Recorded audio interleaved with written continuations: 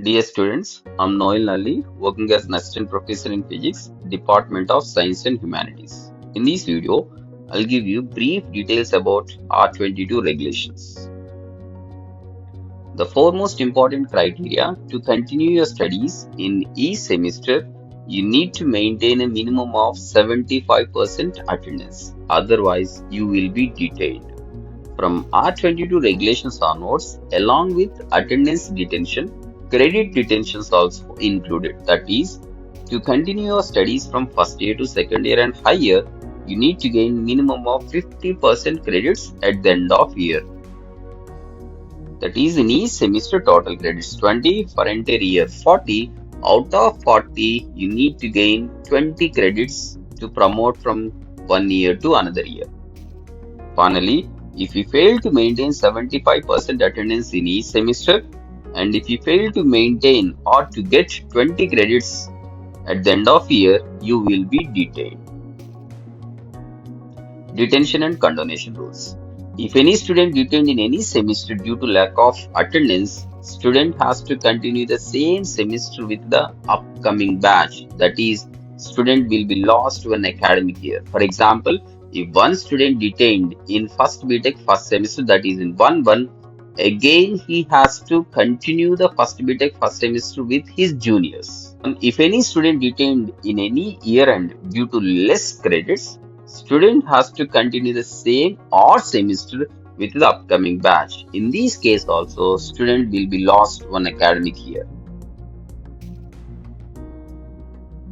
If any student having attendance in between 65 to 75%, student will be in condonation list. These students has to produce medical certificate with civil surgeon during that period, and parent undertaking form, need to pay condonation fee to write semester end exams. Otherwise, these students will be detained. This relaxation only for attendance. If any student detained due to lack of credits, there is no any relaxation. Course promotion rules. Student must meet the attendance requirement. The foremost important thing is students should get 40% of marks in each subject.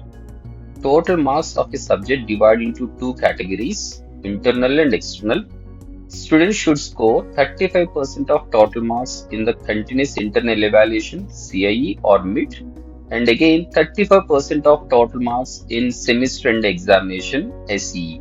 But altogether it should be 40% to pass in that particular subject.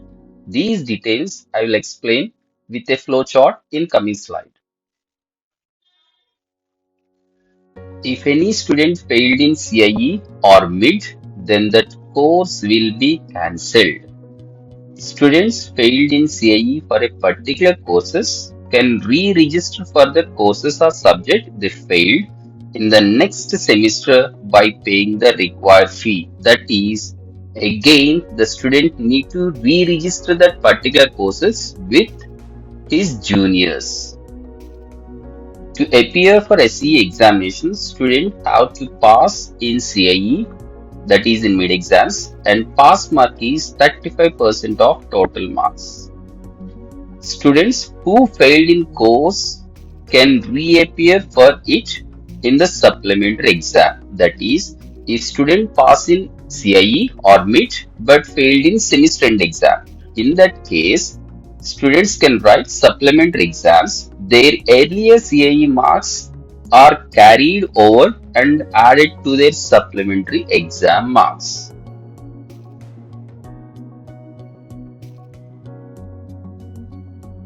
Now let us see the evaluation process.